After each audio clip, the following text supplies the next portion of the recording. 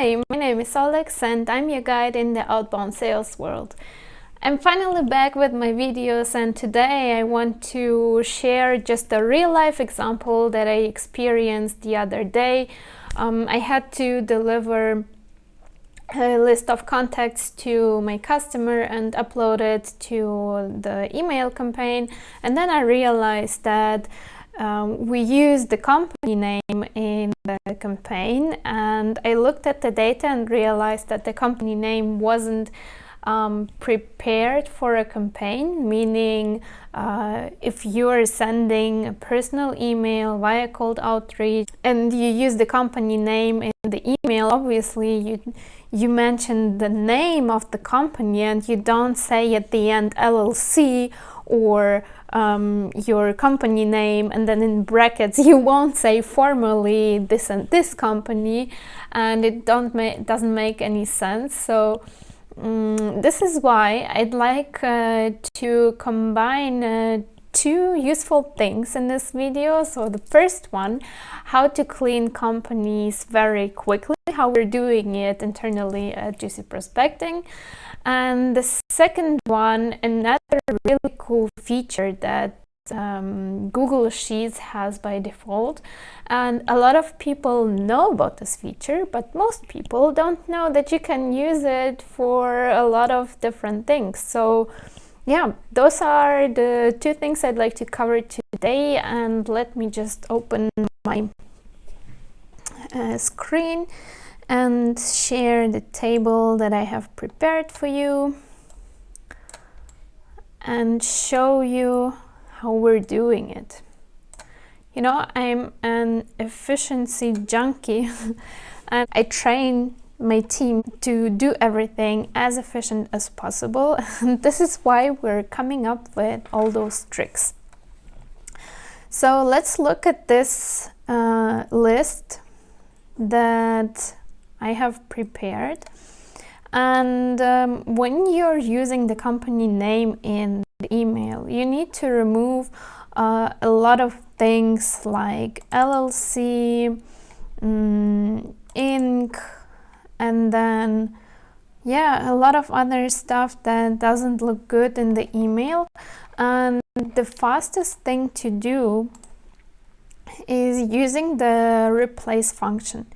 So how we're doing it, and if you have, like, I have cleaned it obviously for the video, I have removed all the remaining data, but if you have everything else, you pick the column that you're working with, and then I have Windows, I pick Control H, and then I know that we have LLCs in here, so I pick LLC, and then replace with, I leave it blank.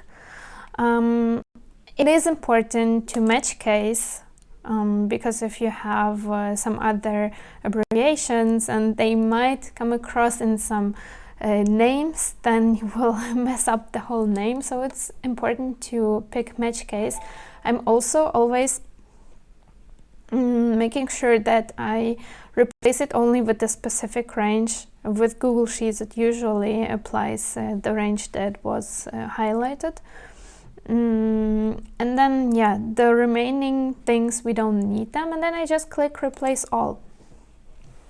So you replace all these LLCs. You see that there are almost 600 instances, which happened very fast. Now the next one is this one, and here you need to pay attention to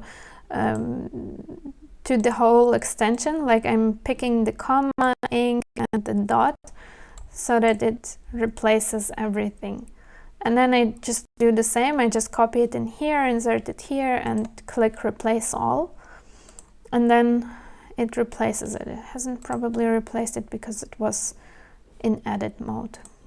So I click it again and it has replaced it. And I think most people know about it, but I just wanted to mention it. And then there are, you know, you can remove limited or whatever comes to your mind, which is usually used in the company names, but how I usually do it is I scroll through the names and remove what I see what shouldn't be in the name. Then I see a lot of instances in here where you have like something saying in brackets, and to edit this I would need to double click and remove it, or go into all these instances or click here and remove it. And this takes a lot of time, and it's not fun to do because you have a lot of them. So my suggestion for this case would be, first of all, I would filter it and see how many instances we have.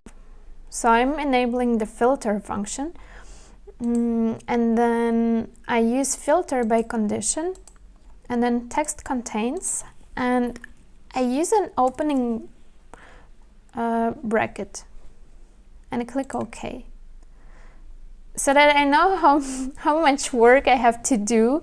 And you can see that there's a lot I would need to manually go in and then edit each line. Obviously you can dedupe that and then map it with edit it and map it with the original sheet. But there is another way that is much faster, and this one would be a function that is called split text to columns. A lot of people know about it, but they don't know that you can actually adjust it. So let me select this column, and now I click split text to columns. It's in the data menu item, and it usually has standard options like comma, period, space, and so on, but it also has a custom function which a lot of people don't use. So I click this one, and now I add the opening bracket in here and click enter.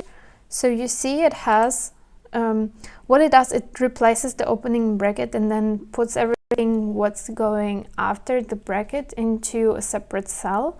So let me show you how it looks like now. Well, look, now I have all these abbreviation, everything in the brackets in a separate column, and I don't need to do it manually for the 70 records. So I have saved a lot of time, and now I just pick this column and press delete, and there you go.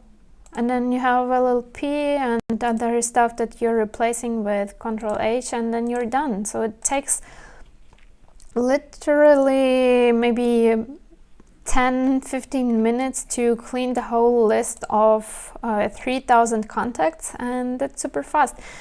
So I recommend you to do that if you use the company name in your sequences and the email templates.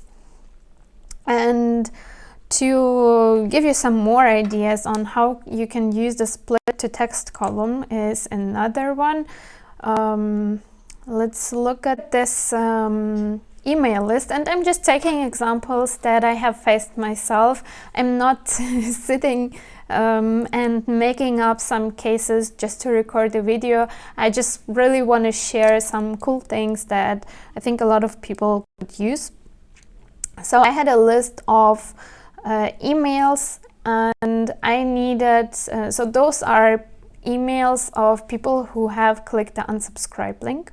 And now I need to build a do not contact list and upload it to Lemlist, my email sending tool. And Lemlist takes domains that it shouldn't email. So I have this list and I need to convert it into domains. And you probably guessed it already. So it's really easy. I just need to pick the column, go into data, and then split text to columns. And again, I just go and pick custom and the @ sign, and then voila, you have all the domains in here, because you know that the domain is always coming after the @ sign. and you don't need to separate it, play around with the data. You have everything in the second column. I'm just removing the first column, and then maybe you don't know about this feature as well, so I'm sharing the third feature in this video already. You'd select data and click on remove duplicates. You remove it, 800 unique rows, and there you go, you have your blacklist. And like, how much did it take me? Maybe a minute.